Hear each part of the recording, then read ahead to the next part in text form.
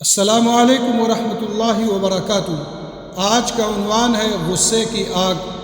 کیا غصہ کرتے ہوئے کبھی ہم نے ایک لمحے کے لیے یہ سوچا ہے کہ ہمارا لال چہرہ، ماتھے پر ابھری شکنیں، بلند ہوتی آواز اور زہر میں ڈوبے الفاظ ہمارے پیاروں کے دلوں پر کیا اثر چھوڑ رہے ہوتے ہیں؟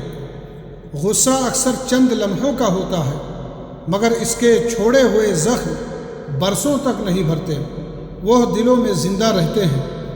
ہم سمجھتے ہیں کہ ہم صرف اپنے ناراضگی کا اظہار کر رہے ہیں، لیکن حقیقت یہ ہے کہ ہمارے سخت الفاظ کسی کے اعتماد کو توڑ سکتے ہیں، کسی کے دل کو زخمی کر سکتے ہیں اور کسی رشتے کی بنیادوں کو ہلا سکتے ہیں۔ یاد رکھیے، محبت رشتوں کو جوڑتی ہے اور غصہ انہیں کمزور کرتا ہے۔ بعض اوقات ایک تلخ جملہ وہ نقصان کر جاتا ہے جس کی تلافی برسوں کی معذرت بھی نہیں کر پاتی۔ لہٰذا جب غصہ آئے تو چند لمحے خاموش ہو جائیے اور اپنے الفاظ کو زبان پر لانے سے پہلے تول لیجیے، کیونکہ زبان سے نکلے ہوئے تیر واپس نہیں لوٹتے، لیکن ان کی چوٹ دلوں میں ہمیشہ باقی رہ جاتی ہے۔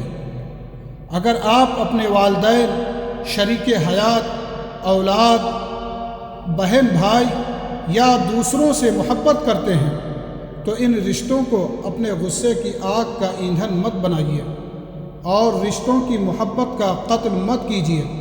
اپنے لہجے میں نرمی، الفاظ میں مٹھاس اور رویے میں برداشت پیدا کیجیے، کیونکہ محبت سے جیتے گئے دل ہمیشہ ساتھ رہتے ہیں، جبکہ غصے سے جیتی گئی بحثیں اکثر اپنے پیچھے تنہائی چھوڑ جاتی ہیں۔ غصہ ایک لمحے کی آگ ہے، مگر اس میں جلنے والے رشتے کبھی کبھی پوری عمر تک نہیں سنبھلتے۔